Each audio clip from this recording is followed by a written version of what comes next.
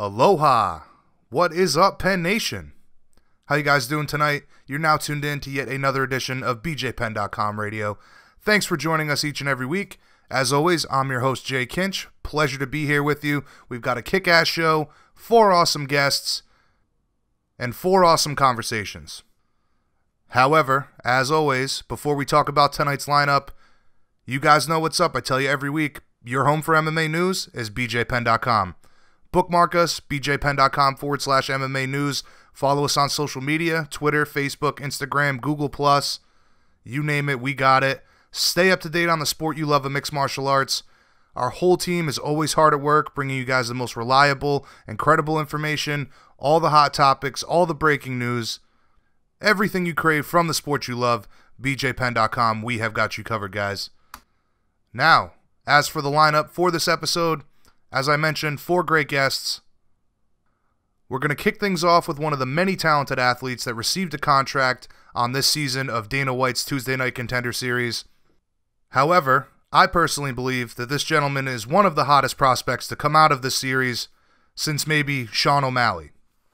8-second TKO victory, awarded the contract. Of course, I'm talking about Alonzo Menifield.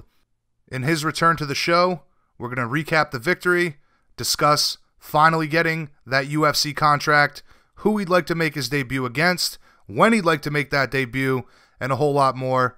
Pleasure to speak with Alonzo as always. Again, of everybody to come out of that series this season, make sure you keep your eye on this guy. Then, our second guest, Bellator bantamweight champion, set to move up to 145 to take on Noad Lahat at Bellator 204 next weekend. Of course, I'm talking about the Wolf, Darrion Caldwell. We're going to preview his fight with Noad, discuss moving up in weight, his pursuit of multiple championships in multiple weight classes, who he believes will be next at 135 pounds to challenge for his title, and his plans to go into 2019 as a 2-division champion. Next up after Darrion, very good friend of BJPenn.com radio, a gentleman I've had the pleasure working with for many, many years, one of the most brilliant minds in all of martial arts, and head striking coach of the reigning, defending UFC bantamweight champion, who just got a huge victory over who you could say is his arch nemesis, Cody Garbrandt, over the weekend, that being TJ Dillashaw. Of course, I'm talking about Duane "Bang" Ludwig. Duane's going to give us his expert breakdown of how the fight played out, what they were game planning going into the bout, the subsequent finish, what should be next for TJ, what matchups he'd like to see, and his constant evolution as a martial artist, as an instructor, working with arguably one of the best athletes in the business today. And finally, to wrap things up, closing out this episode, another good friend of BJPenn.com radio, the brash and outspoken polarizing figure that you've all come to love or hate, the interim UFC welterweight champion, Colby Covington. As always, a lot to discuss with Colby. We're going to talk about him meeting Donald Trump. We'll discuss this title situation, the possibility of him being stripped, his thoughts on the matchup between Woodley and Till, and fighting either one of those guys, and a whole lot more. As you guys know, Colby always brings the fire. Another must-listen interview with Chaos himself. So, there you have it. That's the lineup. BJPenn.com radio, the fighter's voice. I'm your host, Jay Kinch. Let's kick things off with Alonzo Menifield.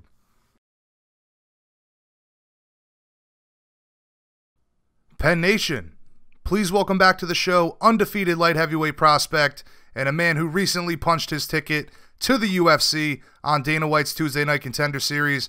Of course, I'm talking about Alonzo Menifield. Thanks for joining us again today, Alonzo. How's it going, man? Hey, what's up, buddy? It's going pretty good indeed. Very good. Where are you calling us from? You down south in Texas today? Yeah, I'm in Texas. I just came from Dallas. Now I'm back in Arlington. Cool. Putting in hard work in the gym as always, I presume. Yeah. You know, I even built a gym in my garage. So I work, constantly at Fortis or at Saxon or Jiu-Jitsu, wherever I can find it. I'm always working. Yeah, I think that's really important, man. The home gym. I mean, if something comes to mind, a technique or an idea for, you know, a drill or something, just being able to go in your garage and work on that's tremendously beneficial for you, right? Yeah, indeed, man. I'm working with a boxing coach, Colby, I guess. I can't say his name right, but yeah, he's teaching me all kinds of striking techniques. You know, I'm going in the garage and I'm practicing. And I'm noticing a big difference. I bet, man. I bet. Now, last time we spoke was a week or so prior to your second appearance on the show, Dana White's Tuesday Night Contender Series. You were confident. You were humble. You were going into this fight with Deshaun Boatwright. But honestly, man, getting the TKO in 8 seconds, that's up there with the fastest finishes in the UFC history. It doesn't get much better than that, right? Right. So, you know, with that, I was, like, super excited, and I felt like it propelled me very, very well in the UFC as far as, you know, me moving in there and letting them be known that I'm here. Right. Not only did you stake your claim to the contract, but you also put everybody else on notice. Right. Put everyone on, yeah, indeed, on notice. You know, I'm like waiting to get in there. I'm eager. I believe it, man. I believe it. Now, Deshaun, he protested the finish, but, you know, watching from home, you could see his eyes roll for a second. Did you think that maybe the ref could have let it go a little longer, or were you happy with the stoppage? I was, you know, hoping that the ref would have let it, you know, keep going so I could beat him some more. But, I mean, but the fact that he came in, I felt like it was good because I was only hitting him with my left hand. So by the time the right hand was about to come, the ref stepped in and saved him. Right. Now, you were very pumped up after the fight. Clearly a lot of adrenaline going after a finish like that. Did you know right then and there that you'd be getting that contract? Yeah, I figured that would be good enough. And, you know, I was looking at all the other fights, and I figured it would be good. And, yeah, so I was just happy, and that's why I was, like, just thanking God. Because I was like, yeah, I'm in there. Absolutely, man. You know, out of all of the fights on that event that night, it only makes sense to give the guy with the 8-second TKO the contract. But so now that you're officially a UFC athlete, must be very excited to begin this new chapter in your mixed martial arts career. That being said, man, is there any update on when you plan to make your debut? Well, I don't know when, but I'm hoping, you know, October 6th. And the funny thing, before it became a big fight, I was planning on fighting in Las Vegas October 6th. So I was like hoping that I get on that card. And I'm like, whoever I fight, that'd be fantastic. You know, and I was like thinking about fun fights would be like Paul Craig or, you know, anyone. I don't know, whatever. But I just mentioned him because, you know, what his, I guess, rep has been. Or anyone else they match me up against. But, yeah, hopefully October 6th. Right, that's a huge card. Anybody would love to get on that card. That would be a big opportunity for you to showcase your skills at the highest level on the biggest stage. But, you know, after you were awarded the contract, you said you weren't really looking to call anybody out just yet. Now that you've had some time to think about it, you mentioned Paul Craig. Who makes sense for you other than Paul, and what matchups are you really going to be pushing for now? Well, Paul Craig makes sense to me because, you know, he's a Zulugan and he won barely via submission, and I figured he's a tough guy, and that would be an exciting fight. You know, Icon Kupalapi, if I'm saying his name right, I like to mix it up with him, but who knows? See if we'll get that happening.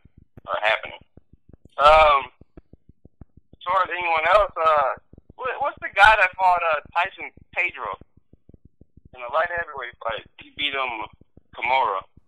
Oh, God. Right? Oda or something like that? Man, I'm drawing a blank on that. Right. But, right, I'll take him on, too. Even Tyson, if that's possible. Pedro. Yeah, so many new faces in the division, you know?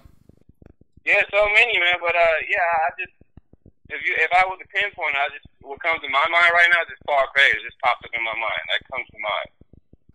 So skill for skill, style against style. I mean, any one of the guys that you've mentioned there, they make the most sense for you to make the debut and put your name on the map and get some momentum going into this division, which is, quite frankly, full of killers. Yeah. So if I got a bunch of killers, man. I feel that I'm one of them, though. So, yeah, definitely, you know. just give me that fight, and they'll see. Now, given the exposure and the success you've had on the show, do you think like the UFC might be more inclined to give you the matchups that you're asking for? Yeah, and then no, because I just don't understand how it works yet. But I made it easy for them, or the matchmakers. I just called out Paul Craig, so hopefully we get that going, and October 6th will be the day. Yeah, I'll tell you what, man. They always talk about that, making it easy for the matchmakers when you call a guy out.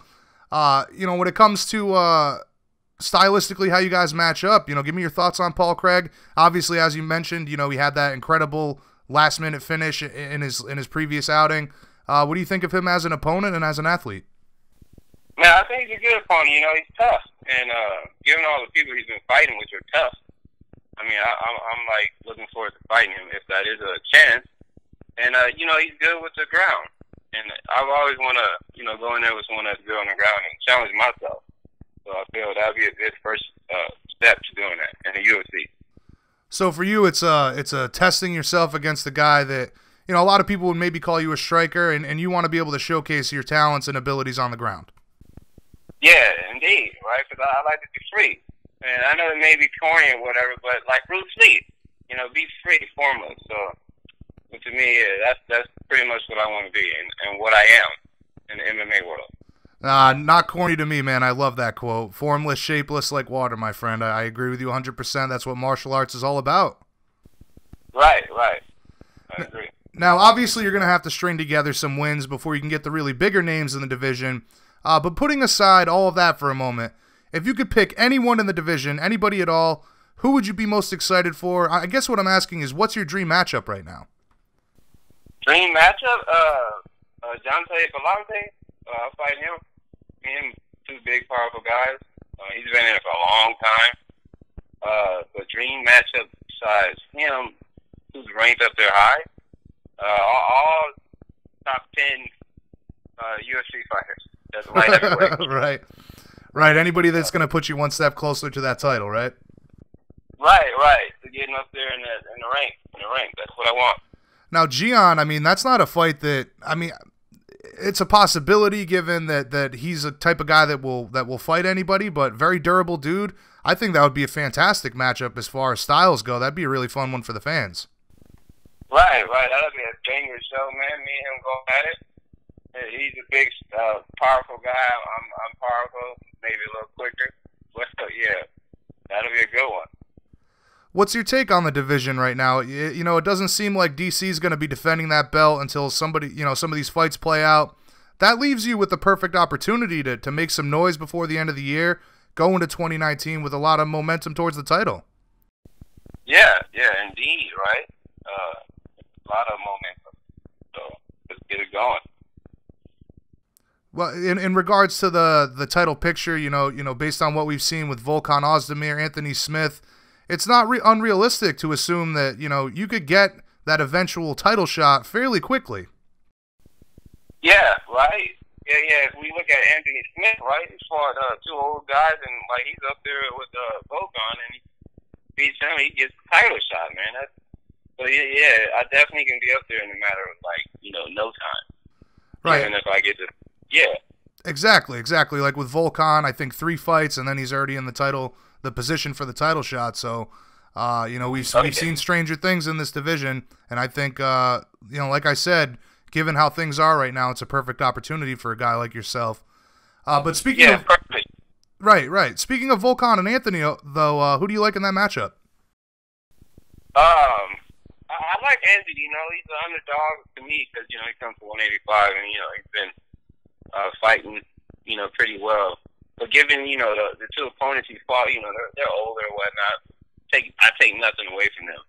But him going against Volkan, now that's more of a, I guess, a fair matchup. So after that, I would see if he's super good. But if I was to go with someone, I would go with Volkan. Now, you mentioned, him taking out 2 legends of the sport. I am and always have been a huge Shogun fan. That was a little heartbreaking for me to see. When you watch a guy get finished like that, I mean, Are you concerned for his health? Do you think that maybe Shogun's at the point where he should taper down and maybe hang him up? Nah, Shogun, keep fighting, man. Keep fighting. Right.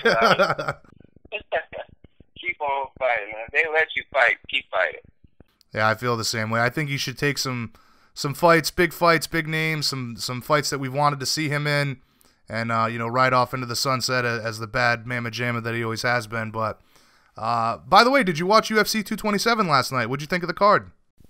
Oh man, I was in love, man. I was in love. So I loved it, watched it, loved it. Yeah, man, Cejudo. I love Henry Cejudo. He was a big guy I liked in there. And the shocker for me, I thought Colby was gonna come in and win. And I seen TJ and I know of him. And I think he's a good guy. But I was like, that trilogy, man, that third fight. I was like, we're gonna see a third one. But TJ went in there and finished him off. Right, it kind of went opposite, right? Because you'd think that you'd get the trilogy fight with TJ and Cody, but now it looks like we're going to be looking at the trilogy fight between Henry and Demetrius. Yeah, right. There you go. So I'm more excited about that. So yeah. How did you score that, the Cejudo and DJ fight? A lot of people had it even going into the fifth. How'd you score it? Yeah, a lot of people said two, man. I gave Cejudo from the second round all the way to the last round. That's kind of what I did. Just on the takedown, because, he was controlling him, even though it wasn't, pretty. But I was like, Demetrius, for me, he's technical, so he did a lot of movement. His movement weren't like boxing tradition-like movement, where it's like footwork. Right. He was just he was moving around, left, right, backwards, kind of retreating. So, based on that, I was like, yes, Cejudo's winning. Yeah, and Cejudo made quick work of calling out the champ TJ or the winner of the next fight rather. However, I think everybody would agree that Mighty Mouse deserves the immediate rematch, right? Yeah, definitely. Because given that it's so close, right? People say 2-2 is close. Some of them says controversial, but yeah, let that happen again if possible. And and after that, if it's possible, then TJ and Cejudo go at it. Yeah, man. Yeah, crazy night of fights. Great card, though. I think a lot of people were shitting on the undercard, but I think the whole event was good. But getting back to what's next for you, man. Paul Craig, whoever the fight may be, how soon are you hoping to have a deal done for this UFC debut?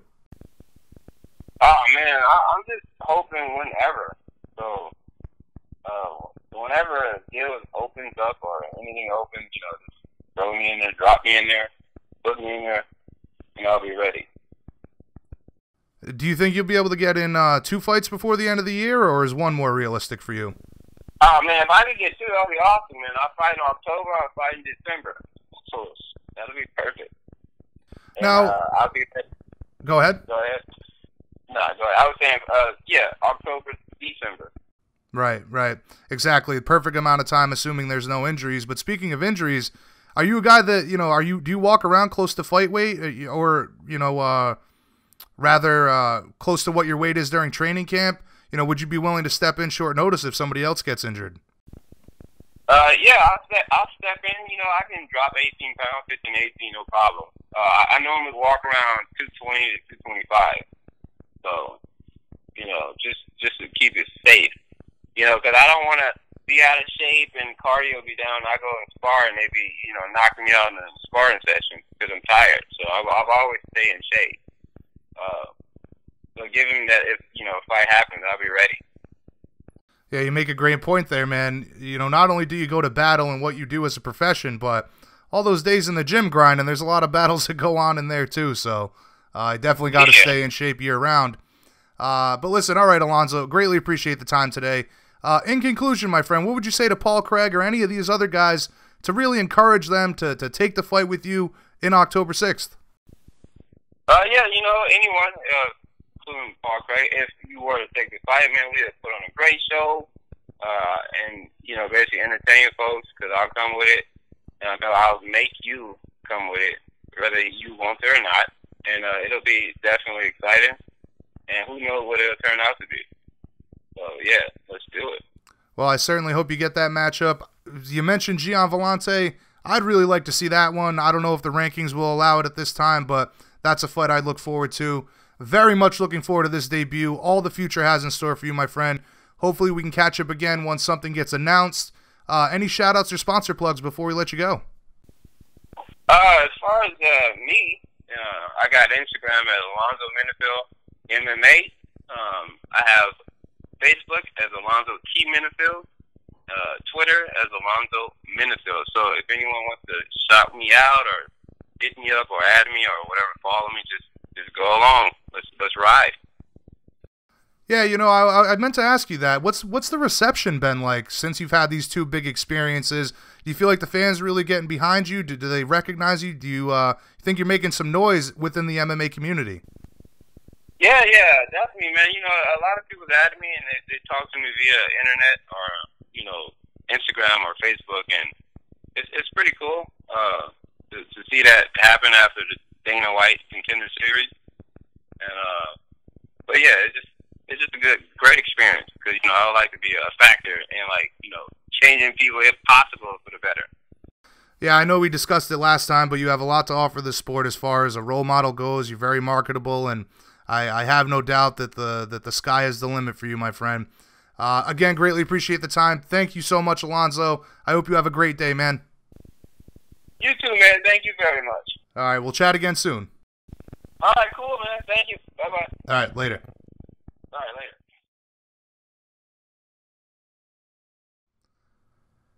Again, if you guys aren't familiar with Alonzo, I would recommend that you look into his backstory, understand that he has incredible marketing potential, very inspirational story, a ton of talent, goes for the kill, and an awesome addition to the UFC's light heavyweight division.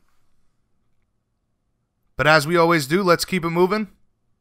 BJPenn.com radio, the fighter's voice. Coming up next, Bellator bantamweight champ moving up to 145 to seek a second title, Darrion the Wolf Caldwell.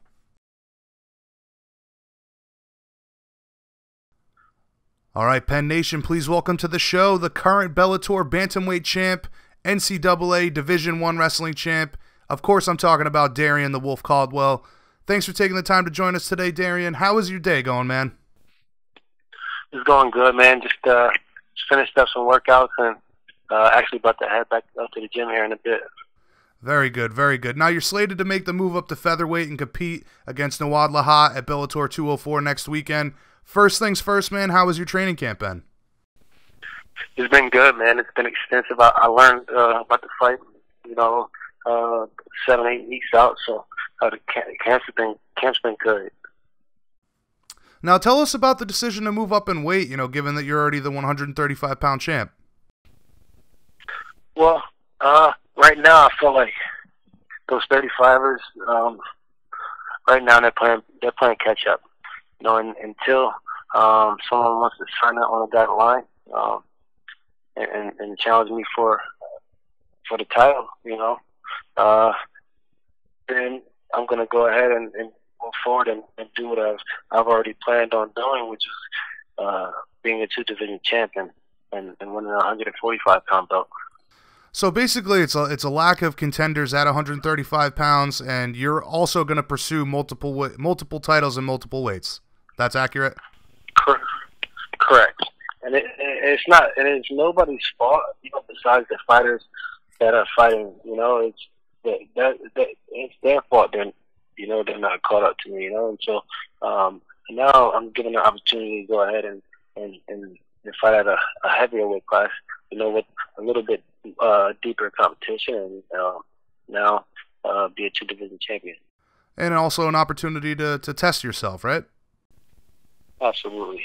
And that's the main goal in the sport. You want to be tested. You want to, know that your status is for a reason. At least me. I don't care to just continue to roll over guys. I want to, go where where the competition is a little bit more steep, where I'm not the champ yet, and that's 145. Well, absolutely, and that's already sounding, you sound like a true champion just in saying that you want to be tested, you want to be challenged, rather than steamroll guys. But obviously, wrestlers like yourself are very accustomed to cutting weight. I know that's never been an issue, but I'm sure you're enjoying being able to eat a bit more for this training camp. Absolutely, man. You know, now I'm going into training with more energy. You know, throughout my days, I can live the way I want to. You know, and just relax instead of having to, you know, take out some nutrients out of my meal and feel like crap throughout the day, and then have to go back to another workout. You know, I'm doing these phone interviews. You know, as I just had, you know, 2 tacos. You know, and doing healthy tacos, but you know, if I was cutting 135, I'd be eating maybe like a piece of fish or something. You know, so Right. you know, it's just a difference. You know, the energy level is there. You know, the training camp has been, you know, extensive, but it's been a good training camp because I've had so much energy. So, look for me to be a lot more explosive August 17th. You know, whereas, you know, usually cutting a lot of weight. And to be honest, the last fight that I fought, you know, was the first time I've gotten back up to a weight where I felt like I was explosive. You know, it's probably why I kind of jumped the gun, you know, where when I got my hands on Leandro, he was so, you know, so fragile, so kind of just not what I'm used to. You know, I'm used to like me being like a little bit less energized or having a little bit less strength because of the cut 35. But that last fight, I was able to, you know, get back to the weight that I wanted back on. You know. And that's why I was able to be so explosive and, you know, have the strength that I had. And I think that's going to be the same case. It's going to be the case this fight at 145 where I'll be just as explosive, you know, more explosive and have a lot more strength.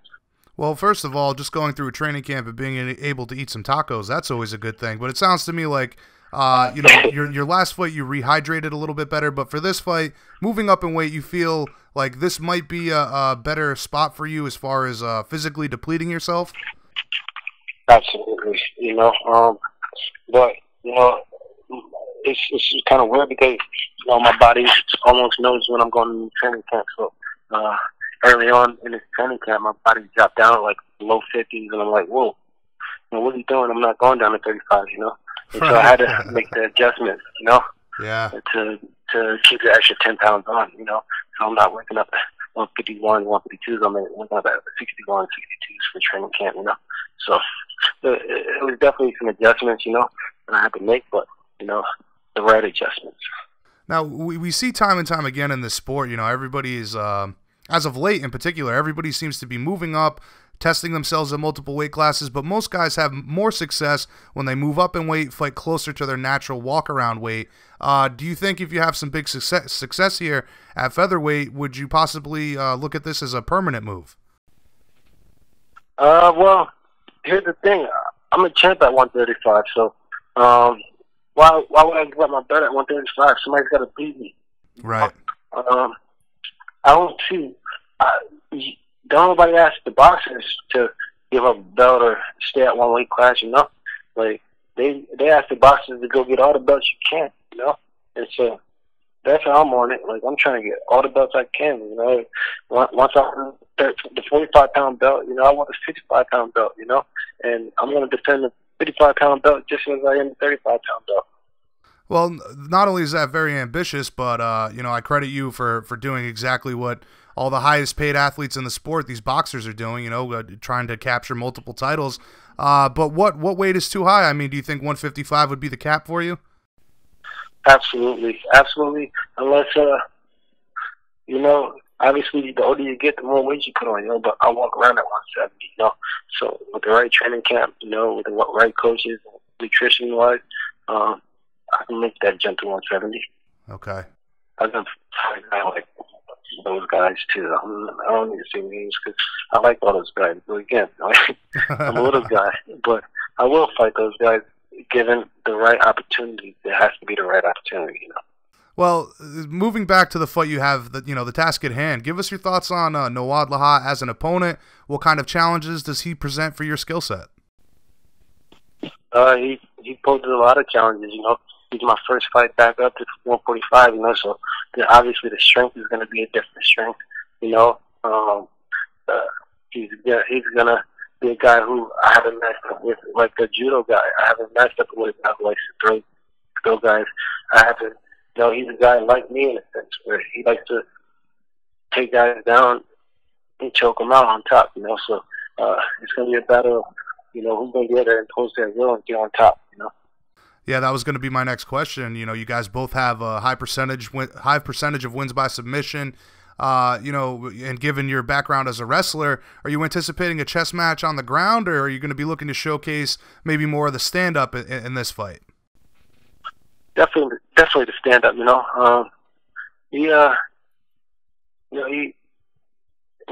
My goal is to bring him to waters where he doesn't feel comfortable, you know.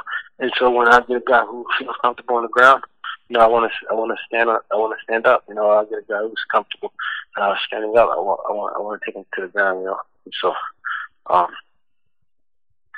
now that's my outlook on it. And so, fight night, you know, everything changes. You know, for some reason. Yeah, it's hard to predict once you finally get in there, right? You know.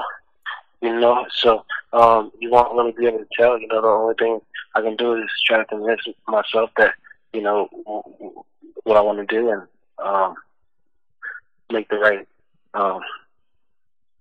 game plans here in the gym and be able to execute it inside the fight, you know. Because believe it or not, we're just like NFL players, you know. But we're putting together plays, you know. We put together these combinations and stuff for a specific team or a specific fighter, you know, in hopes that we get a home run or we get, you know, a long fucking rushing touchdown, you know, something big, you know. And so we're trying to execute our plays. These guys are there, so the goal is to execute the game plan. Right, and as far as game planning goes, I mean, it can all change once you get in there, and it's all about adjustments from that point on. How well can you adjust and adapt in there? But you captured this title in 2017. Since then you've defended it once successfully back in March. I'm wondering though, you know, you mentioned you want to capture multiple titles, but depending on how things go next weekend, are you looking to compete again at featherweight immediately, or will you try to defend the title if there is a challenger willing? Featherweight immediately. I need that title. I need to have the belt before the end of the year, you know? Like, that's mine. That's ours. Like, I owe it to my fans. I owe it to my family and all the coaches and the sacrifices that have been made for me, you know? That there is my belt, you know, by the end of the year. Now, who do you see as the next contender at 135 pounds for you? I know you say nobody's willing to sign on the dotted line, but if you had to pick a guy, who do you think's most likely to be next at bantamweight? Well, the very first guy will be the last guy who won a match at or a fight at 140, 135, and I don't know who the very last person to win a 35-pound fight was. McDonald. Now, outside of myself, you know, I think he would be a good guy to, you know, test my skills against. But, you know, there's other guys in the weight class that's coming along. Obviously, McDonald messed his hand up, you know. He deserves some time off after a big win like that, you know. So that's when Bandejas comes into play with McAllister. One guy likes to talk a lot of crap, you know, and another guy who, you know, is not much on him, you know. So I think these two guys are going to be guys that's going to be able to step up into the division and make a big splash early on, you know, and definitely fight for a title fight, you know, in their next fight, you know, the winner of this. But it's not going to come probably as soon as they would like, you know, because, you know, they don't want to sign the fight. They want to make me go up to 45 and wait for them to figure it out. No, you don't. It's not like that. You don't run away from a title fight. You fight the title fight, you know. And so that's what I'm going to do. If you didn't want to take this title fight, okay, I'll fight on the same card as you, okay, for a non-title fight. But the next fight is going to be the title fight. And guess what? You're not in it. Right. At the end of the day, you should be running towards the title, not away from it. So I completely understand where you're coming from there. But one guy that has a lot of hype behind him right now and has really proven his ability outside of Bellator is Juan Archuleta. He's a good friend of the show, and the last time we had him on, he specifically said that he's got his sights set on you. He thinks you're the most interesting matchup for him right now. Is that a matchup that would interest you going forward? You want to know what's funny about that? Somebody mentioned that to me, and I was like, nah, not Juan. not Juan Archuleta. They're like, bruh, Juan wants to fight you, bruh. And that's a good source of mine, like, you know. I'm like, okay, well, I kind of put it together. I put two and two together. I went to his last fight, Bellator 202, I believe, 203, and put on a good performance. Juan Archuleta is one of those guys who still is a little underdeveloped. You know, he's a little wild. You know, he goes so broke, and you know he's got a lot of hold in this game. You know, and so if that opportunity was to come, you know, I probably, well, personally, I don't really care. Personally, I don't care to fight Juan Archuleta. I know I'd beat him up, okay, but he's not in the picture right now for me. You know, right. He's not really like a guy who I really see like, oh, he's a threat or he's gonna help me get to the next level. You know, as far as I can see, like he has to prove himself against these guys or win another fight. If he wants a title fight, to come fight me. Like, you know, because at the end of the year, I'm gonna be a 2-division champ. So these guys are gonna have to figure it out amongst themselves who actually wants to fight me. And it's not gonna be no regular fight. It's gonna be for a title. Right. Well, this is my last regular fight right here. Right. So to me, it sounds like your game plan is to be not only a 2-division champ, but be the guy that other people are having to figure out. You know, you're the man to fight.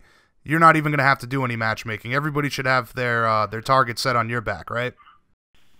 Exactly. That's the goal. You know, that's the only reason I'm in the sport for. Everyone want to fight me. You want to fight me? You know, so that's the thing. You know, Bellator's gotta let me have this one. Like, they gotta let me go out there and finish this guy Noad Lahat, and then let me be a 2-division champ by the end of the year, and let these guys try to come for me.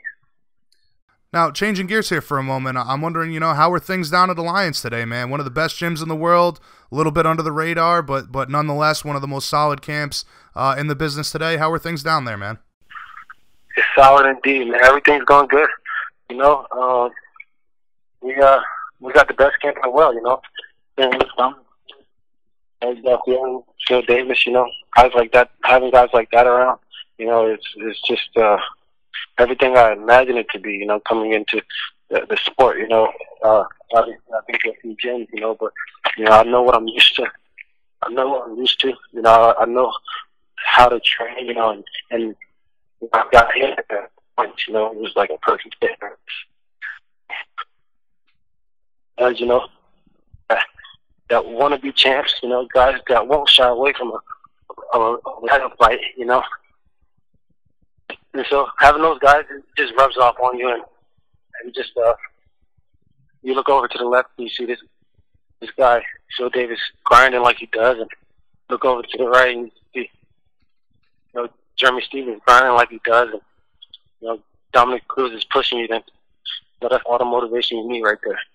Absolutely, man. Iron sharpens iron. It's all about the guys in the room that you have to work with, on top of the training and the quality trainers that you have. But, you know, speaking of Dominic, how is Dominic Cruz looking right now? Do you think he'll be able to come back and fight Dillashaw soon, or would you prefer to see him take a warm-up fight? Dominic Cruz,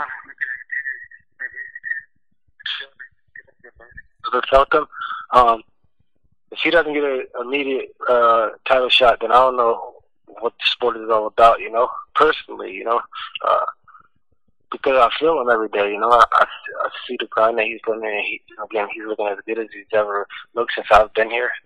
You know, he's showing that. So I'm expecting him to be fighting TJ Dillashaw and being a world champion by the end of the year as well. Yeah, I personally feel like that's the fight to make, and I know that that TJ's wanted the rematch for a while, so hopefully that fight gets done. But like you mentioned, man, you know, working with guys like Dominic and all those other killers at Alliance on the day-to-day basis, you know, that only hones your skills, but boosts your confidence about being one of the best in the world. Not to mention a guy like Eric Del Fierro, you know, a mastermind in the game who doesn't get a lot of recognition. No, he doesn't really care for recognition, and you know, that's one of the things that, you know, it really drawn me to that guy. You know, is the fact that, you know, I know he doesn't really care to be in a spotlight. You know, he just wants the best athlete on the night that he's supposed to perform. You know, he just wants to bring out the best athlete that night. So, and he does a great job doing it. So, to have Eric in my corner, man, it's an athlete's dream. It's a fighter's dream.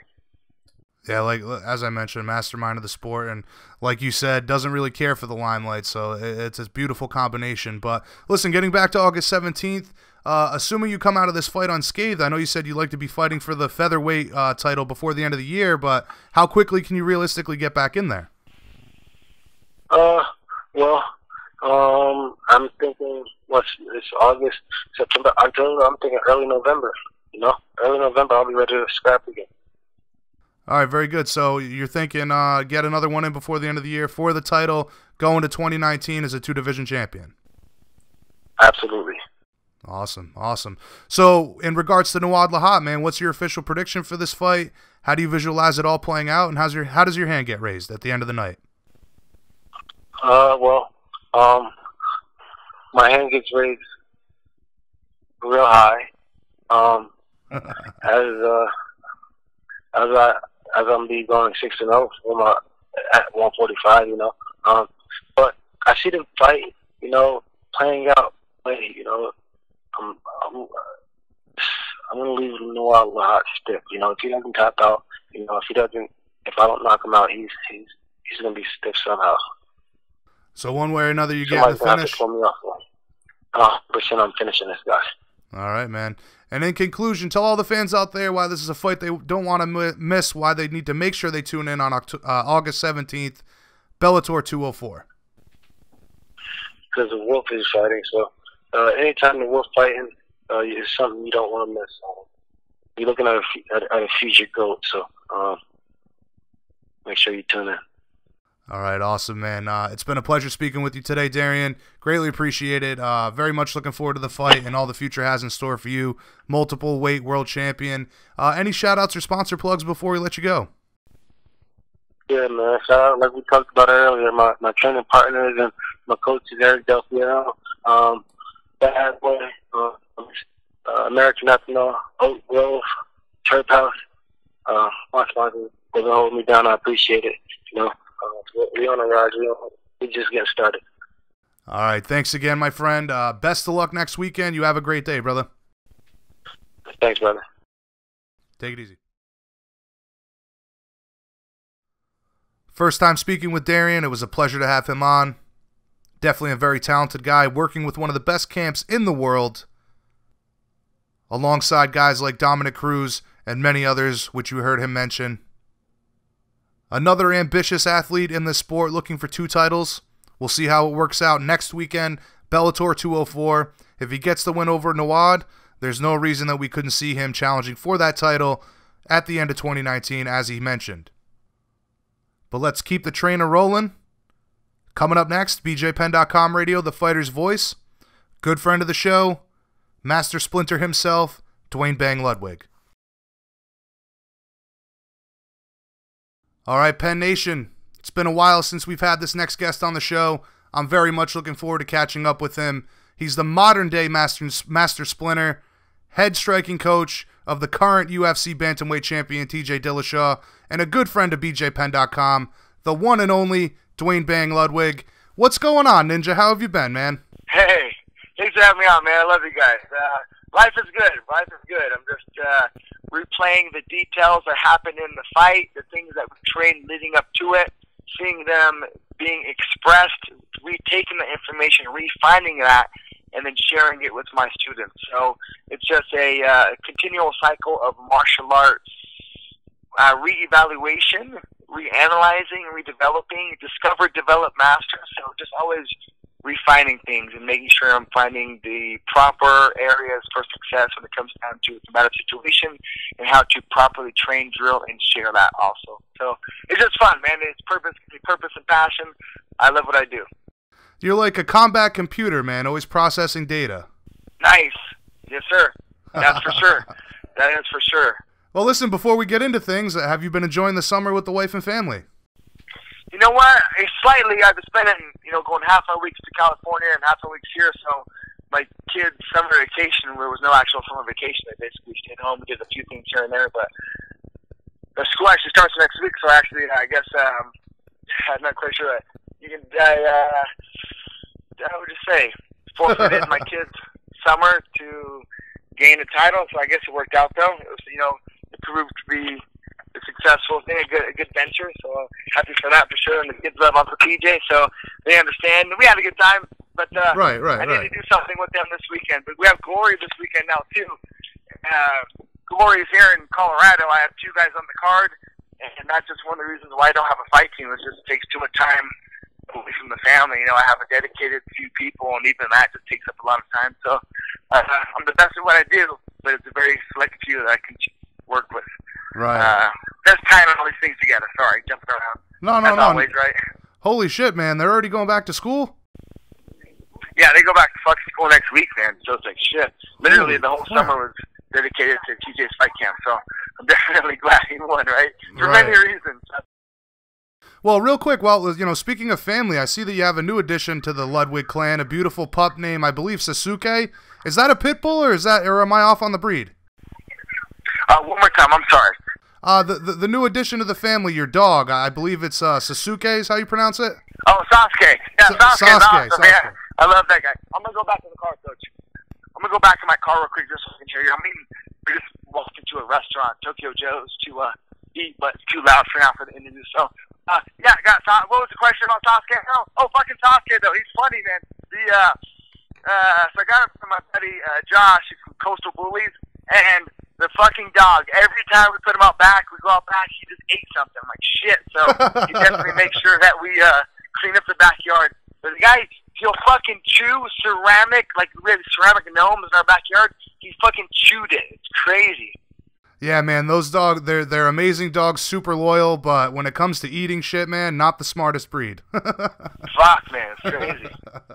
Official guard dog of BMT headquarters, I presume. Oh, yeah, for sure. Yeah, he's an awesome sweetheart. He just likes to chew shit. Right. He'll chew on rocks. Like, what are you doing? You take it away, they look at you like, why'd you take it away? Fucking rock. All right, so listen, let's get into it. TJ defended the title over the weekend with another killer performance. He called it before the fight, as did you. You guys would go out there, get the finish in the first round this time. Did everything go to plan, in your opinion? Did everything go to plan? Everything, well, we were looking to counter his right hook with we had a couple options to counter it with. One of them was our own, right hook. So, yeah, I guess short story, yes, everything worked out as it was supposed to, as we intended. But, we just had a couple options. So that was option A. What was option B? Well, there were just other options. I don't want to give them all out, right? Okay, but fair we do enough. know that, well, we weren't not quite sure if Cody or TJ hits harder, but we do know TJ takes a better shot, and we do know that Cody leaves his head up in the air, chin up in the air, and leaves his left hand down when he throws his right hook. There's 2 basic combinations in all of combat sports. There's the double jab, and then there's jab cross. Those 2 things you should have mastered. When you throw the cross, your lead hand should be up, elbow in, chin down, peeking through the bushes of your eyebrows. Apparently he missed those pointers, and so did all his coaches. He's done that for years. It's I'm glad he made the mistake. He gave us that opening, but it's like, fuck, man, like, it's just crazy because you see these high level athletes, and he won the title. He was the best fighter in the world one time, but he still makes all these technical errors. It's just always crazy to me to see these high level people make such basic technical errors. And I'm saying basic, any ninja combination and drill is just a combination of the basics, so make sure you master the basics. But nothing's ever mastered, but do your best to do that right. And then, that's the definition of us. And us is spelled OSU, and it means to push and to endure, and to hide your ego and get better, and make sure you put the focus in the proper area. When you throw the fucking cross or the overhand or the rear hook, your lead hand should be up, elbow in. We all know that, but few do it. It's crazy to me to see. Now, we're happy for it, obviously, but just crazy to see people still make these basic technical errors. Well, that goes back to the fact that you always need to work on the fundamentals, right? You always have to keep that stuff sharp. Fall in love and mastering the basics, yes, sir. 100%. Right. Now, you mentioned the right hand there. Cody thought he had TJ hurt after one of the exchanges, went in for the kill. TJ tripled up on the right hand and landed the punch that led to the finish. Give us your breakdown of that sequence. Was that something you guys had been working on? It sounds like it was. Yeah, we were working on that. As we work on many things, there's just another layer, and we spent more time on that one specific exchange. And, it obviously worked out. To break that down, though, off that, so TJ went through a front kick, and Cody went through a Superman. They kind of intercepted each other's combination. Then had a little scramble, and Cody hit TJ with a couple right hooks, and then off that scramble, TJ backed up, planted his feet, and that right there is a very specific drill that we do in our system. It's called the plant. We call it plant. Back up, plant your feet to the right hand. We also call it the KO drill. We actually have two names for it. There's two things for it, depending on what the angle is. But from when I got the fastest knockout in UFC history, backing up, planting my feet to the right hand. Same thing TJ did to initiate the 3 right hands in a row. He backed up off the exchange, planted his feet through the right hand, Cody through right hand, through another right hand. Now here comes the ego effect. Monkey see, monkey do. You hit me with something, I want to throw the same thing back. So we engaged Cody into the firefight of the right hand, and then the third right hand, he got his head off the center line, allowed it to miss, and punched with the longer hook, and got Cody on the way in. So it was masterful, it was beautiful, and to be able to make those decisions in the heat of the moment during the title fight, that's what separates champions from the runners-up. And TJ is a very exceptional athlete. He's not just a champion of the division. We are witnessing something great in the martial art world of human evolution. He is the greatest martial artist to have ever lived at this moment right now. I am very fascinated, and I look at him as a fucking science project to see how good a human can perform in martial arts. Right now, he is the current modern-day Bruce Lee, no fucking bullshit. Yeah, no, I agree with you, man. He looked damn good in there, as he always does, but, just seeing somebody triple up on a right hook like that, I was like, wow. But it's not just tripling up. It's like we're right in front of each other, right hand. Now, something I always tell my guys, and they know, head in motion while you're throwing. So you guys head off the center line and through the last right hand, which I ended up dropping him. Because we are aware of the power hook zone of each of us, and I don't want to give too many details of what we do because there are actual secrets because, look at the proofs in the pudding. We beat him with the right hand twice, once from open stance, once from close stance. So right. You tell me who's doing their research and making strides and gains. Right, absolutely. Let this be a lesson. I don't know if you're going to put this, how you're going to put this on the internet, but this is a lesson. I say this to myself, mind your business. What I mean by that is quit looking over the fence of your neighbor's yard and see what everybody else is fucking doing. Mind your business. Get better at what you need to be doing. Focus on what you need to do to get better, but also focus on what you're good at and double down on that. But find out other entries and exits off of that, right? Or perfect that. Cody's good with the right hand, but he's forgetting about the defense and the setups and the exits off of that. So, while their whole team just kept pointing fingers and talking shit, all their focus is outward. How about focus on yourself, mind your business? Because that's what we did and it proved to be successful. And I'm talking to myself here. No. You're absolutely right, because that kind of segues into my next question perfectly here. It appeared like Cody was still pretty emotional. When Buffer was introducing the guys, TJ was all smiles. He was comfortable in there. He was ready to go. Justin Buchholz said enjoy the journey, grasshoppers. Enjoy the journey. Absolutely. Now, Justin Buchholz said earlier this week that he thinks the issue for Cody wasn't so much a technical deficiency, but a cardio one. It sounds to me like Justin's just making excuses for his guy, to me. Yeah, it's not even his guy anymore either, right? He got fired again. Right. Well, that's another story. Look at that. TJ, goes against me, everyone loses their shit. Buchholz gets fired, nobody bats an eye. It's like, fuck. He just wants to have his name brought back up. I probably shouldn't mention his name. So he said it wasn't a technical error, so he shouldn't have his hand up. He shouldn't tuck his chin. He shouldn't move his head. What are you saying? Well, he was he not you particularly, right? But yeah. Well, it sounded to me like, based on the article I read, that yes, you guys pointed out the obvious with dropping the defensive hand, but he was saying it was a cardio issue for Cody. Mm-hmm. Yeah. Well, mind your business. Right. right. We'll get better in the dojo. Right. Yeah. I don't care about the fucking guy. Well, regardless, the belt came home with TJ. It was pretty cool to see Sensei rooting him there. Let's talk about this. So that's funny. It's funny you say that because people are like, do you go slow and work on the technique or do you get in shape? How about by the time you get that fucking technique down, you should be in shape? How about that? How about working so fucking much that you get a cardio workout that by the time you get it down, you're in shape? Because I used to do that with my fights. I used to come in and train. How much weight did I lose? How much did I sweat? My focus on losing weight, without really getting better. But then I realized, just focus on getting better, enjoy the journey, and the weight will fall off. And that's what happened. So, again, talk to myself, enjoy the journey, get better. By the time you master anything, nothing's ever mastered, but by the time you get it down, you should have had a good workout anyway. But that doesn't need to rush through it all, the details. Take your time, understand it all. Pick up the pace of power will follow. But, yeah, don't practice 10,000 kicks one time. Practice one kick 10,000 times, right? I mean, that's the mantra. Yes, so sir. I agree with you. But regardless, man, like I was saying, the belt came home with TJ. It was pretty cool to see Sensei Boss Rutan in the cage with you guys. I was, right? So fucking...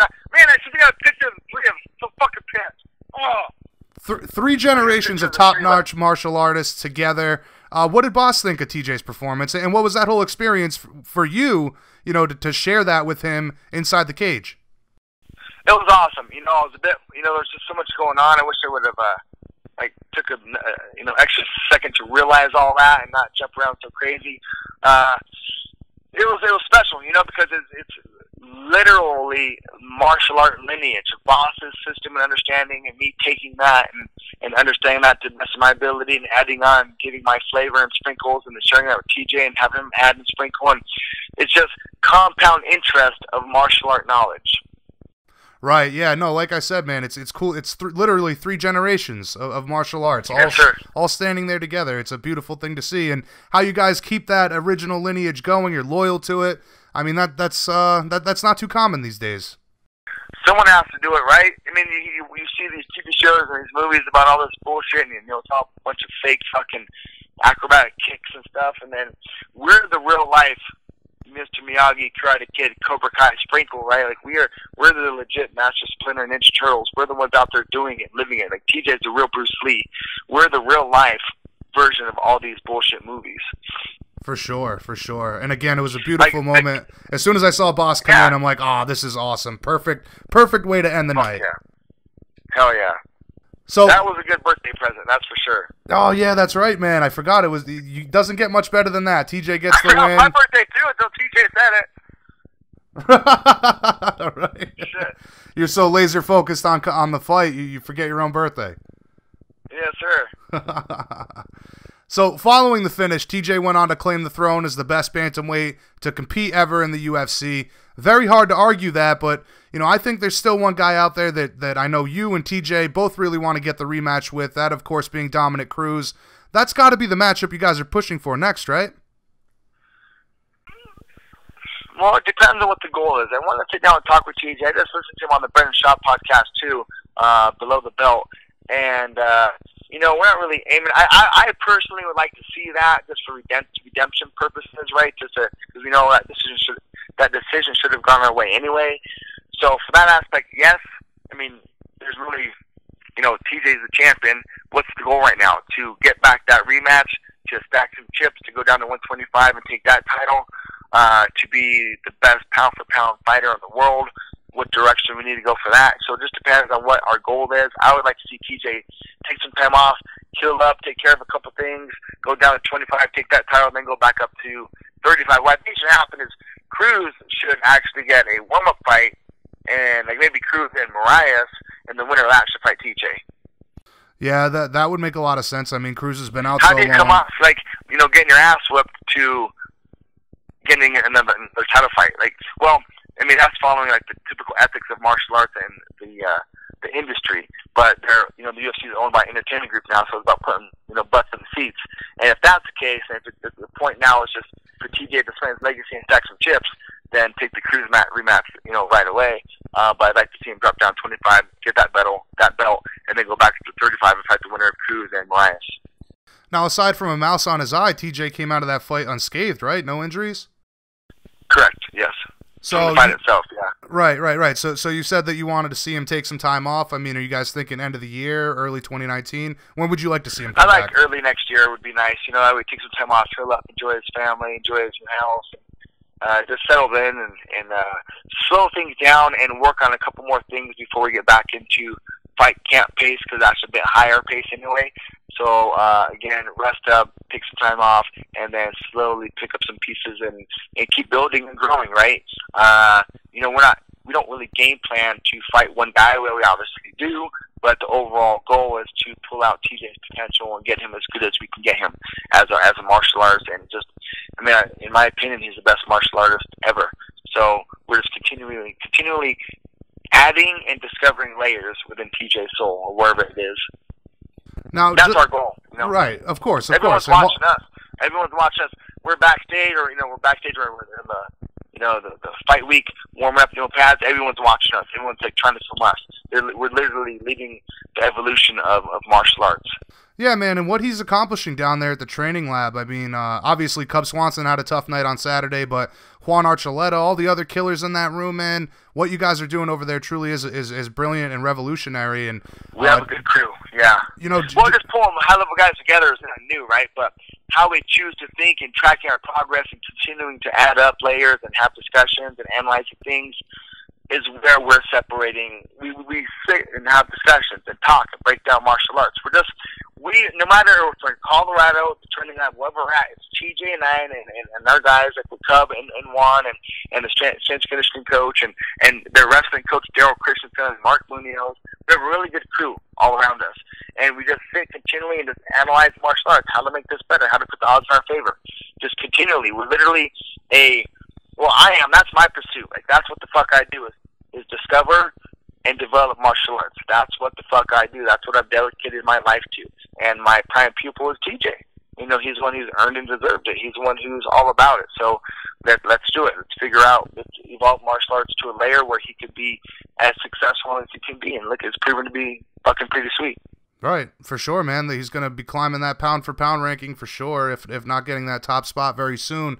But, like you were saying with the training lab, for me, one of the big things that I think is so important of what he's doing there, like he was telling me, a couple months ago, it's not a money-based thing. He's not in it for the team itself to make a bunch of money, or for anybody, running the training lab to make a ton of money. It's just a place for these athletes to go to get top-notch training with top-notch teammates and well, there's a gym where you work out at.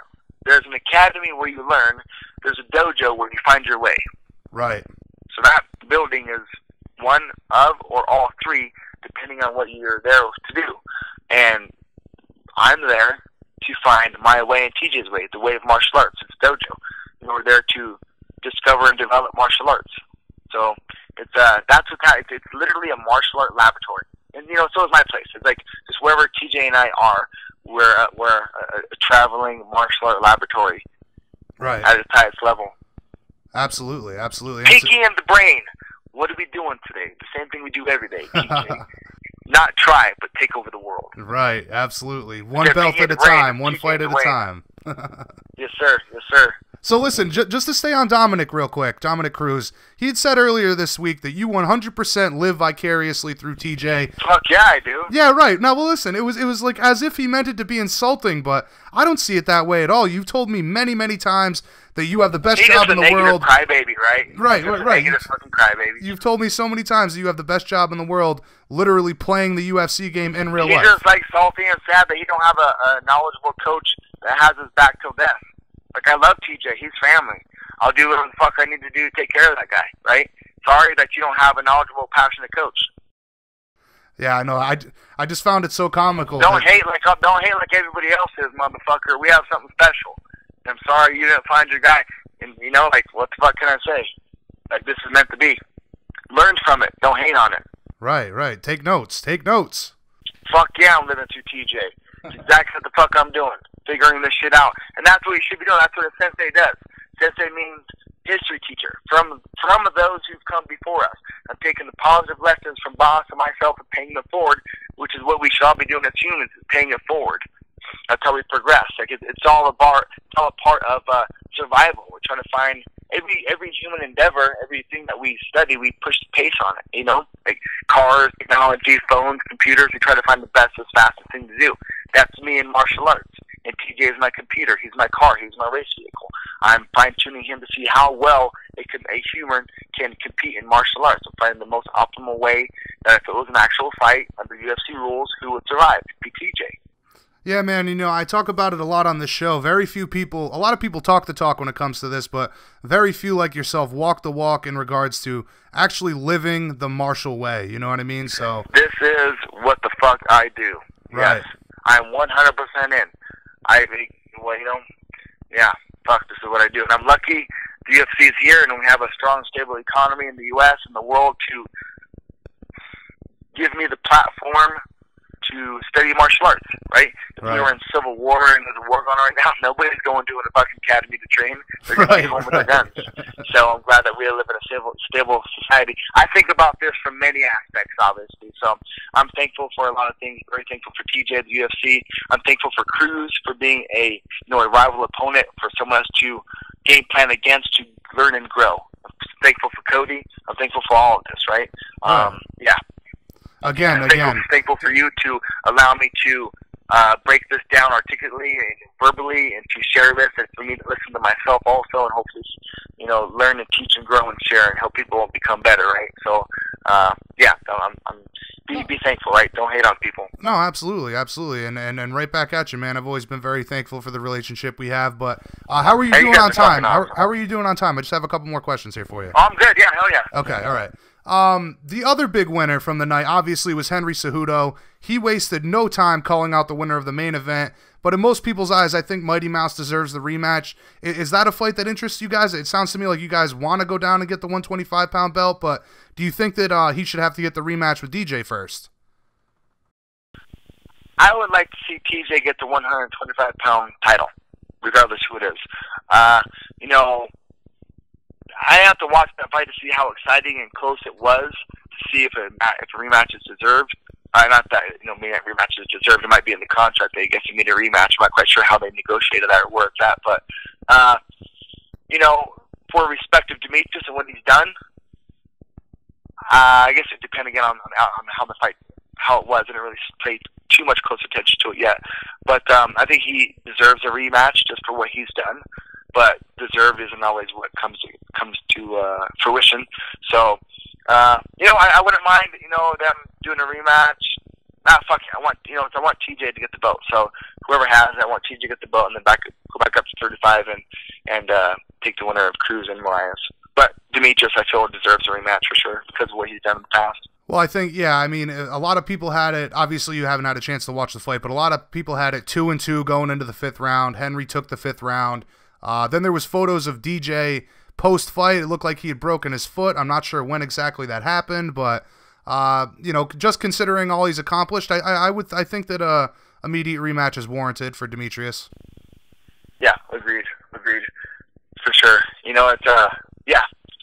it's like after the fight, Danny Castillo, they hit Cody's corner, comes in the cage to switch subjects real quick and tries give me like a half-hearted fucking good job, fake ass. Right. Fake ass. So good job just trying to be cool in front of the camera. Man, don't fucking give me that fake shit. I grabbed him, looked around, I was like, look, man, I love you guys. I don't have no trauma.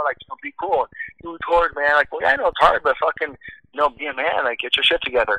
Hey, guys, I'm emotional. I'm passionate about this. But, don't come up to me and be fucking fake, Be real. If you be cool, be cool. If you want to say fuck off, fuck off. I'd rather be cool, Right, but, man. There's nothing. I hate the fake shit of the entertainment industry. This is bullshit, man. Yeah, no. There's nothing more infuriating and insulting than a disingenuous congratulations or thank you or whatever. Yeah, so I agree with you, man. That stuff's not cool at all.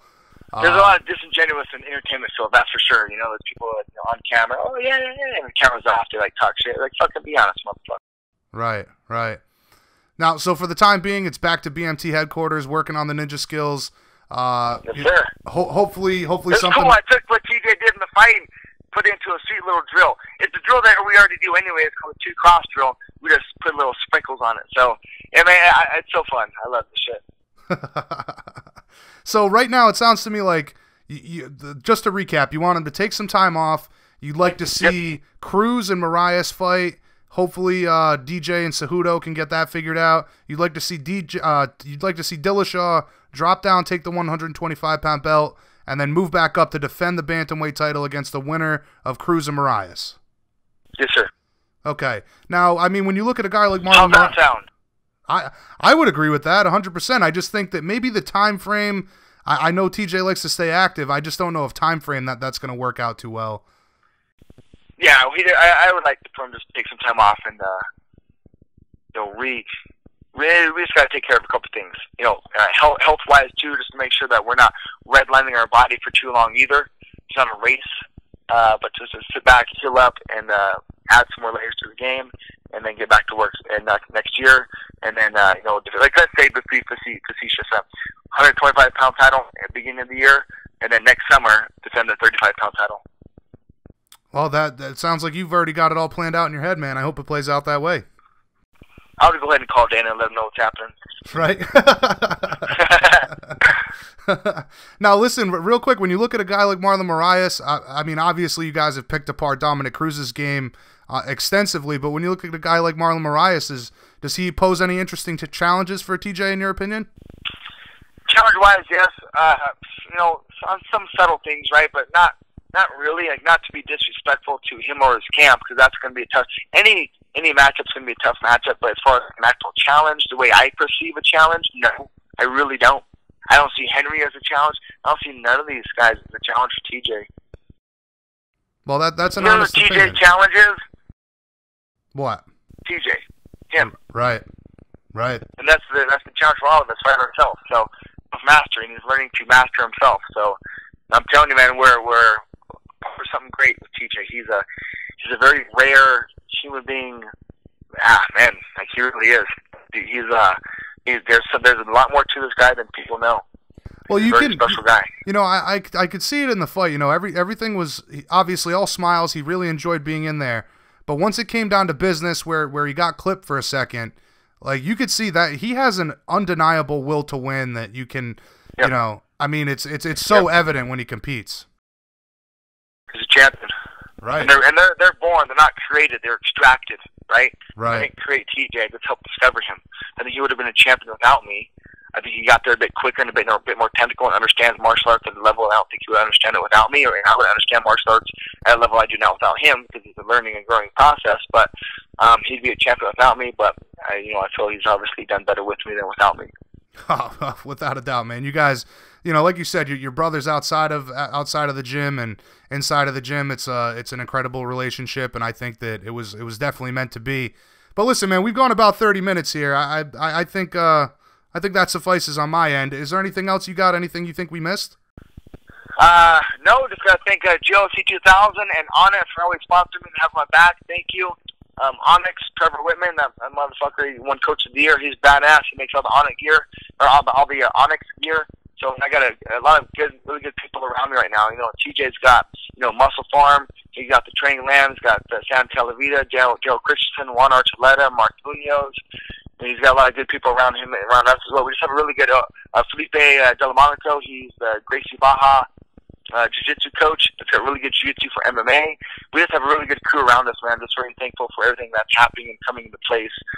Tiki Goosen, who's managing TJ, he's been badass also. We just have a really good group of people around us that's helping. It's just it's a good win-win fucking crew, man. It's awesome. Yeah, I got to tell you, man, with Tiki, the stuff that he's been lining up for these guys. I mean, the Van Houston commercial, that wicked funny Boost Mobile commercial. Have you seen that one with Rampage and Juan? Yeah, it's so funny. Yeah, it's like corny funny. Yeah. Oh my God! When Rampage throws the head kick in that, I started laughing my ass off. Yeah, I gotta talk to Rampage about that kick. We gotta get that straight. All right, man. Well, listen, regardless of opponent, whatever happens, I'm very much looking forward to TJ's next step in this title reign and his journey as a martial artist, and your journey as his sensei as well. All the continued success of the team. Always a pleasure speaking with you, Duane. We'll have to catch up again soon. Greatly appreciate your time today, man. Yes, sir. Always. Thank you, sir. BJPen.com. You guys rock. All right. You rock too, brother. Have a good day. Hell yeah. Thank you, sir. You too. Bye-bye. Later. Honestly, I can't say enough about Duane. He's been a good friend for all these years. Great interview as always. Again, one of the most brilliant minds in the sport. You heard me call him a computer, a combat computer. He truly is just that. Tremendous to think that the lineage of Bas Rutten to Duane Ludwig to TJ Dillashaw and far beyond. Like I said earlier, it's not something very common in the sport today. I know he gets a ton of respect, but I truly hope that all of you listeners realize just how special Duane is, not only as a coach, but this relationship he has with TJ and all of the potential that they have together. to really accomplish some great things and possibly change the game along the way. But we move forth, we march ahead. BJPenn.com radio, the fighter's voice. Our final guest of this episode, good friend of the show. You guys love him or you hate him, but either way you listen, Colby Covington. All right, Penn Nation, the champ returns yet again, arguably the most polarizing figure in mixed martial arts today, making the welterweight division great again. Good friend of the show, Colby Covington. What's going on, Colby? How is that Florida heat today? Oh, it's hot out here, man. I love it, man. South Florida. About to hit up the beach here in a little bit. Just living the American dream out here, baby. I hear you, man. It's been hot everywhere. Super hot up here in the Northeast. Humidity is crazy. But I assume you're back down there, back in the gym full time, and following the Victory Tour.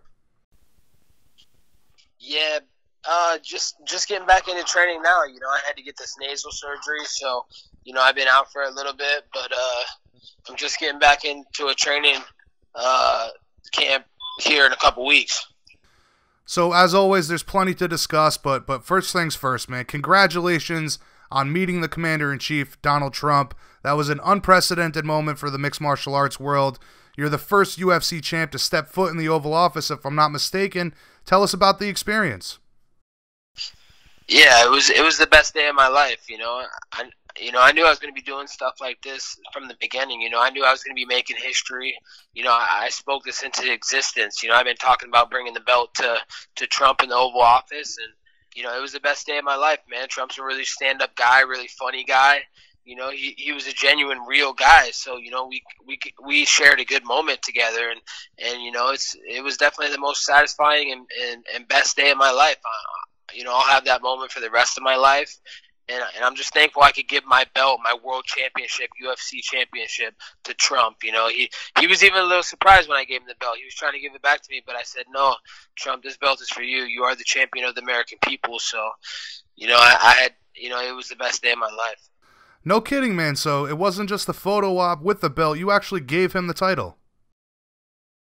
Yeah, I actually gave him the title, and he sat at his desk. We shared some stories. We laughed a little bit. We just hung out for a good 30, 45 minutes and just bullshit. And he's a big MMA fan, big UFC fan, and big wrestling fan. I didn't know he used to wrestle back when he was in high school. So it's pretty cool that we come from the same lineage, wrestlers.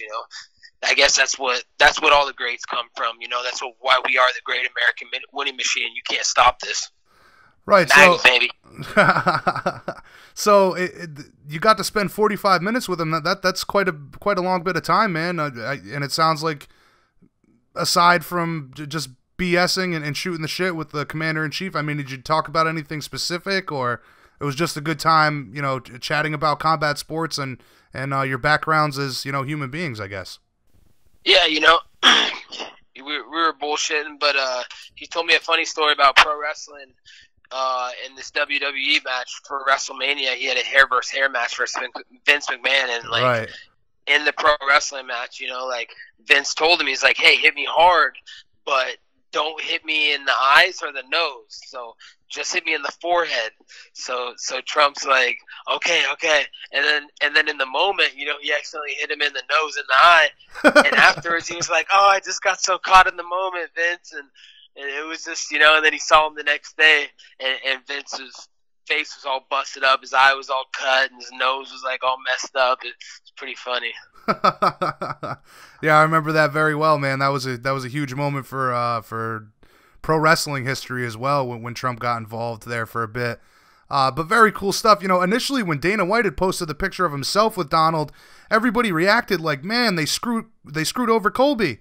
But luckily the next day we saw that you were there as well. I'm guessing Dana did keep his word and facilitated this meeting for you.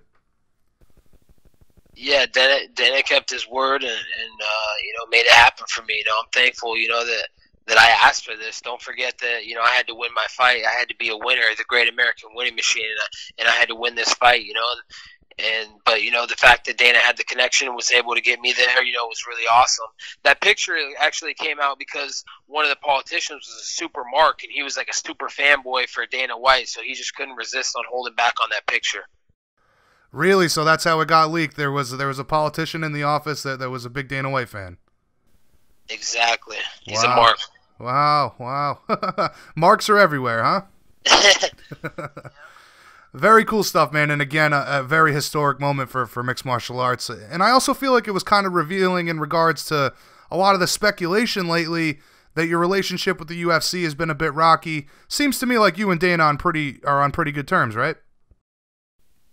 Yeah, I would say that me and Dana are on good terms, and the UFC knows what's good for business, man. I'm about to make the UFC's bank accounts great again, so I expect for my bank account to be made great again as well. So walk us through how everything unfolded with this Woodley fight. Last time we spoke, you were very clear that you would be calling the shots for the negotiations for the title unification bout. Then we all get blindsided with the news that Darren Till is going to fight Woodley, and the UFC planned to strip you. You had said all along that you'd be ready to fight November, December. Why did the UFC opt to go with Till, in your opinion? Because Woodley has sat out for 13 months. He hasn't fought. He's a little bitch, dude. He's doing his little soy boy diet out there in Hollywood talking about the Kardashians. He ain't fighting, man. In the last 13 months, I fought 3 times. I fought 3 top contenders, Dong Hum Kim, Damian Maia, and Ralphie Dos Nachos. And for the interim, the real world title. I got the real world title. So Woodley's been sitting out, be doing this fake shit, and he was ready to fight on that day. So, that date doesn't work for me. When we sit back and talk, I told you already. I told you, hey, I can't fight till November, minimum. So, I'm looking at December, January. We'll see. So, I couldn't fight on that date, and Woodley was ready to fight. It makes sense. He needs to fight, bro. He needs to prove himself that he can still win, man, that he still got it, because he's old, man. He's like 36. He's on his little soy boy diet in Hollywood. He's made his money already, so he's not hungry anymore. So, it makes sense to have him fight the Doughboy from England. That's a perfect fight. The Doughboy versus the Soy Boy at UFC 228 for the #1 contendership fight. Now, can you elaborate on the injury? It not so much an injury, but it was the nasal surgery you were just talking about? Yeah, I can elaborate on that. I've had a legitimate disease for like the last 8 months. This isn't just like a sickness. This is like a legitimate disease, and like it was crazy. Chronic sinusitis and a deviated septum. So, I had to get nasal surgery. They had to do some digging up in my sinuses, and they were all blocked and backed up. I mean, it was terrible, man. Like, I couldn't breathe through my nose. Like, at one point, my bronchial tubes were closed. Like, I couldn't get full oxygen into my lungs. But then it was like the risk to reward was worth it to fight, at less than 100%, because I was, fighting,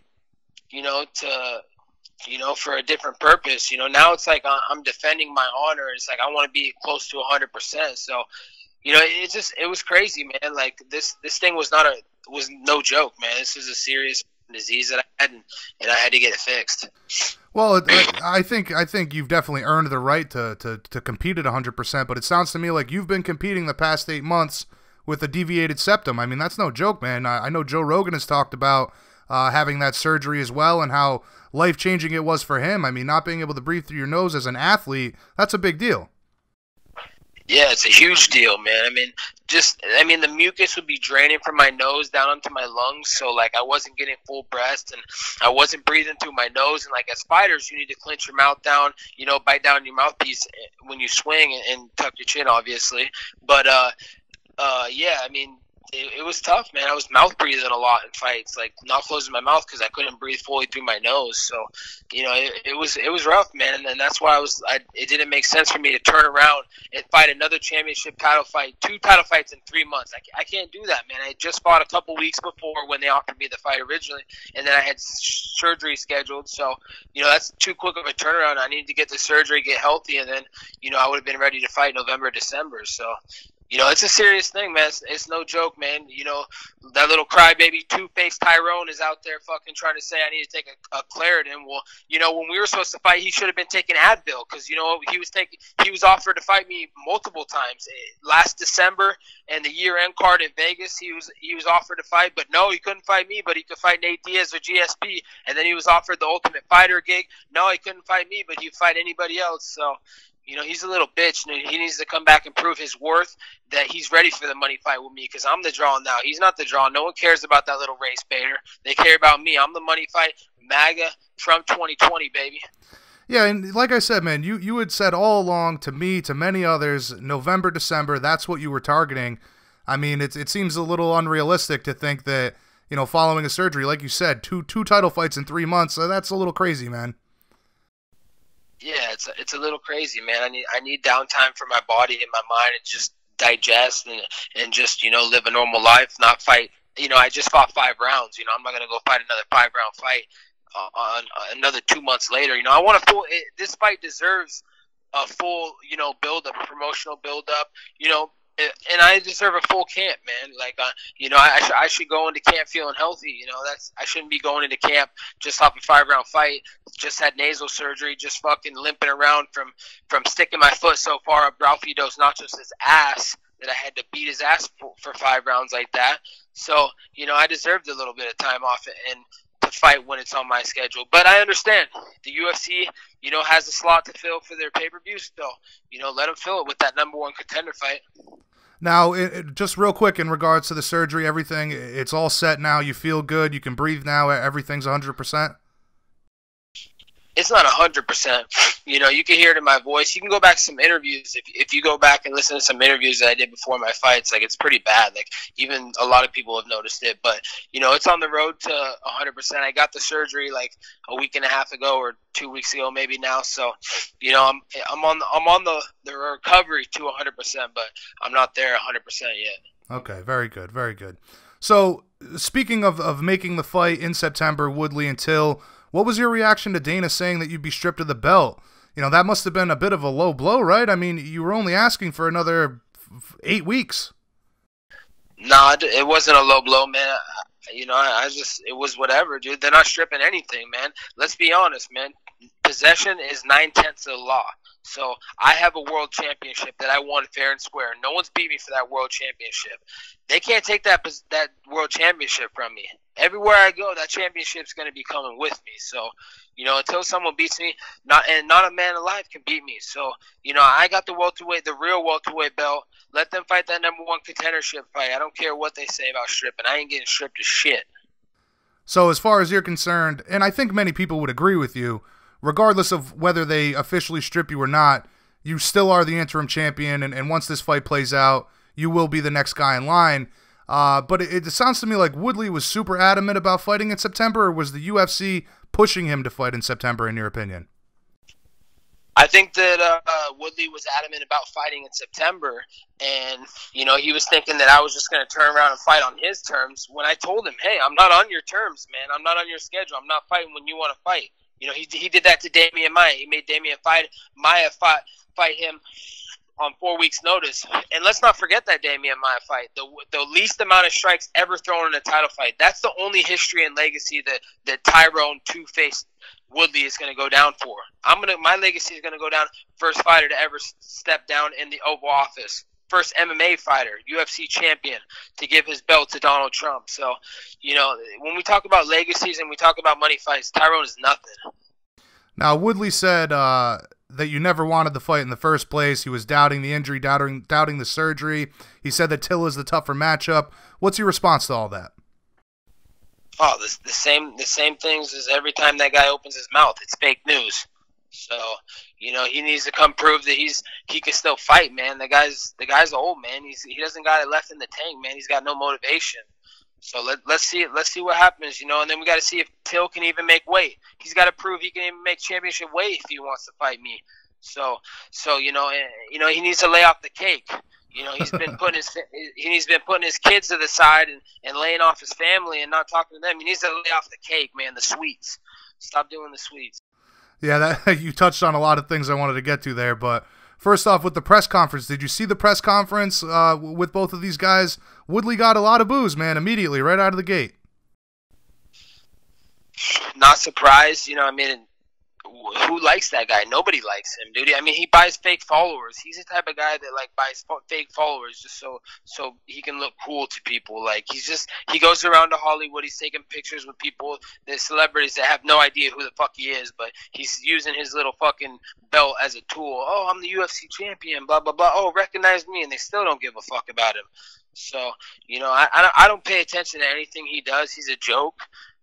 And he's really embarrassing himself. All the shit he's saying is it's making him look so fucking bad. He could have fought me. He could have waited a month later and we could have fought. But he didn't want to, bro.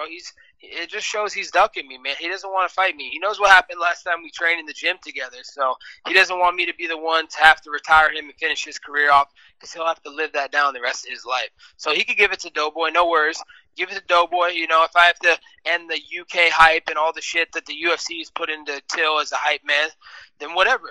If it has to be him, then it has to be him. But all I can say is, Tyrone, don't fuck this up.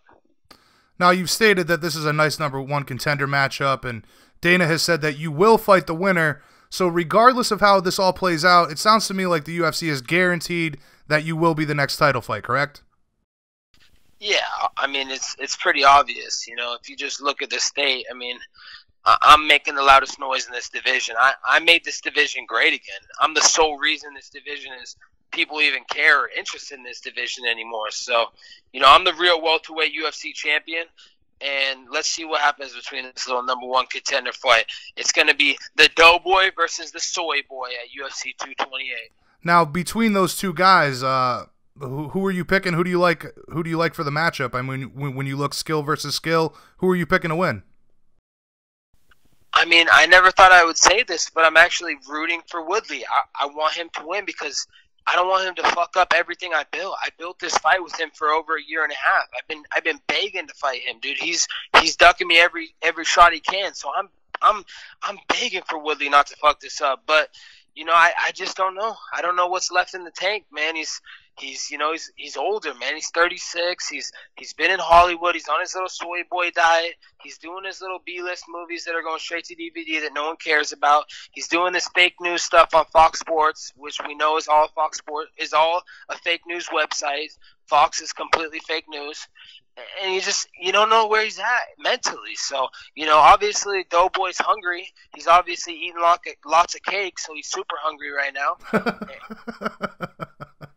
Now, I was going to say that to you later on. I'm sure you'd prefer the Woodley fight, considering all of the promotion that's already gone into this. And like you just said, this is going to be the one rare instance where you're actually rooting for Tyron Woodley. Yes, 110%. I hope Ty Quill wins it, man.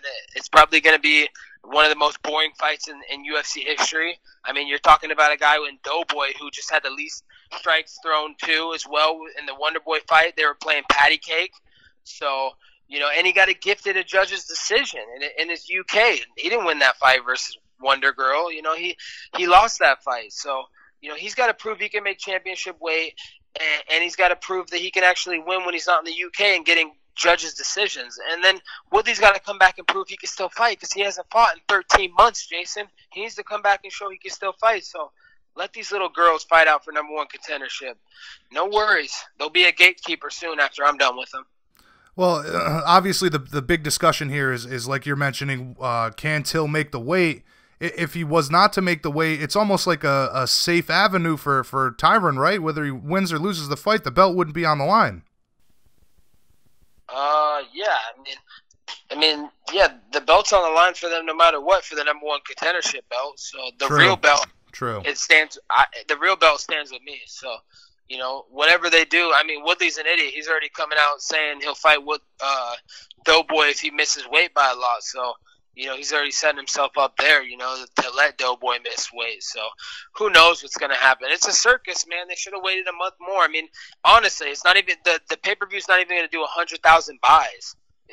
Darren Till is from the UK where it's a non-pay-per-view market. They all stream that shit over there, and they all don't have dentists over there. They have shitty fucking teeth. It's disgusting. But that's a whole nother subject. But they don't sell fucking pay-per-views in the UK, and obviously no one cares about Woodley. He always has to piggyback off John Jones and piggyback off Conor McGregor to make his money. So we know he can't sell a pay-per-view. So let's be honest, this isn't going to do over 100,000 buys. They should have just waited for me. I would have easily got them 500,000 buys. I'm a seller. I can promote. I know what I'm doing now, and I think they rushed it.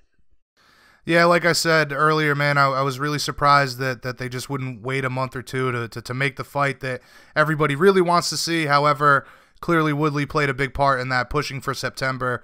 But, you talked about Till there for the controversial stuff he said last week. I just wanted to get your take on this, claiming that he doesn't care about his daughter or his pregnant girlfriend and his only focus is on being a champion. I think he lost a lot of support on that one. Yeah, it shows he's a fake piece of shit, and look, how do you not care for your daughter? You're the man that fucking decided to go, put your dick somewhere and not use a condom and be responsible for that. So own up to it, man. Take responsibility. Be a fucking man. So, that's sad, man, to see that, dude. That's disgusting, dude. We don't allow that in America. That's not the way of the American people, That's why I'm here, I'm going to fucking go slap that little kid and fucking make him sorry for being a piece of shit. Now, regardless of the outcome, you'll be next in line. We've made that very clear. Hoping for the Woodley fight. That's the fight to make. That's the draw. All the build-up, the hype, and all the awesome promotion that I would very much be looking forward to leading up to that matchup. But regardless of the opponent, I'm wondering, September, that leaves 3 more months in the year. Are you truly hopeful that you'll be competing for that belt before the end of 2018?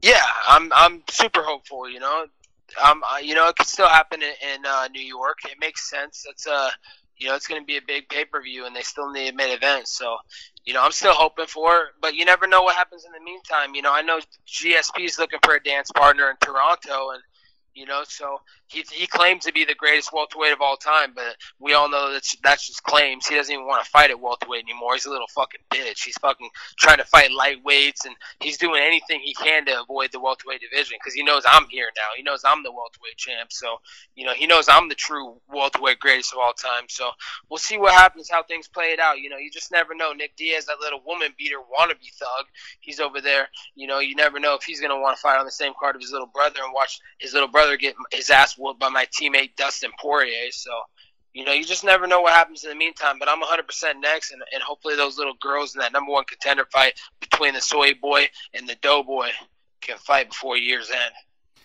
So you're saying, it sounds to me like you've got some other ideas in mind for the interim, or not for the interim, but for the meantime, GSP or Nick Diaz. Those are fights that interest you before Woodley. Yeah, 100% of those fights definitely interest me. Big fights, that's what I'm looking for. The biggest fights. I position myself as the money fight.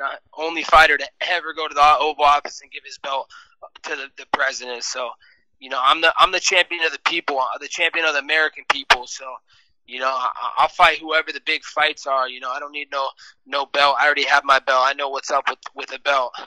I want to fight the big fights that all the fans want to see and excite the fans. So if that's what the fans want, I will fucking take those little pussies out.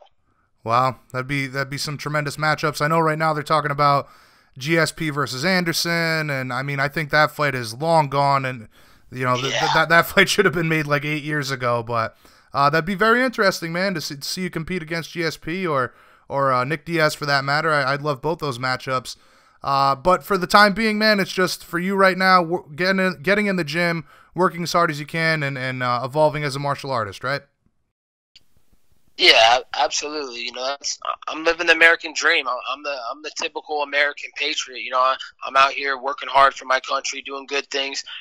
Every single day though. It's not just you work hard when you want to work hard. Even in America, sometimes when you don't want to work hard, you still have to work hard. So I'm just out here, working hard, never, just doing good things and representing my country to the max. I want to be someone that everybody looks up to and inspires to, and I want to do good things and show people that they can do anything they put their mind to, and that's the American dream, man. You start from the bottom, you have nothing, and you work your way up. You keep working hard, and you can have everything. But the fight, you have to be a fighter, and you fight every single day, and that's what I'm doing. I'm fighting every single day, so I'm getting better. I'm having fun with it. And then whenever the next opportunity comes up, it's going to be easy money like always. Well, you're 100% correct, man. This is one of the few places in the world, if not the only place, that hard work and perseverance, you can accomplish your dreams. So you're living proof of that, my friend. And as always, I greatly appreciate your time today. Looking forward to the eventual title fight or possible big matchups that could come in between, and the fights that you are owed and deserved.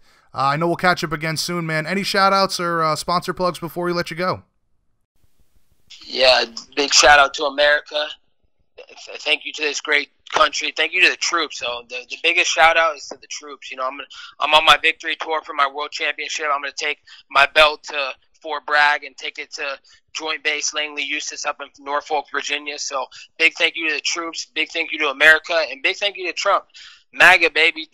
Trump 2020, man. Thank you, President Trump, for making this country great again. And thank you for putting this country first and providing this country with more jobs and a better economy. For sure, man, for sure. Real quick, very cool stuff. You're going to go visit the troops. When is that planned? It's planned in a couple weeks. I'll be hitting them both up. So awesome, man.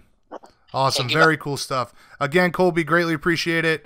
Always a pleasure talking with you, man. I'm looking forward to what's next for you, and take it easy down there in the heat, man. I appreciate that. You guys, are you over in Hawaii? No. I'm up northeast, man. I'm up in Rhode Island, believe it or not. Smallest state in the country, but it is super humid. Been super hot. I mean, it's been like 95 and like 90% humidity up here. It's crazy. Oh shit! All right, well you stay not too wet yourself and dying of heat. Right, I'll do my best, brother. But again, greatly appreciate it, and have a fantastic afternoon, my friend. All right, my man. Be good. Talk to you soon. All right, later. Love him or hate him, like I said, you guys listen. Colby Covington, interim welterweight champion, going to be facing off against Tyron Woodley or Darren Till, depending on how that fight plays out. Very cool, unprecedented, historical moment for mixed martial arts, with Colby visiting Donald Trump, going into the Oval Office, and I'm very surprised to hear that he actually left the title with the president. But that's it for me, folks. BJPenn.com radio, the fighter's voice. I greatly appreciate all you guys tuning in. Be on the lookout next week for another episode, more great guests, more great conversations. And as I always say, make sure you bookmark us, bjpenn.com/MMA news. Stay up to date on the sport that you love. Follow us on social media, set up alerts, get the breaking news as it breaks. On behalf of the whole team at bjpenn.com, I'm your host, Jay Kinch. Till next week, peace out, everybody.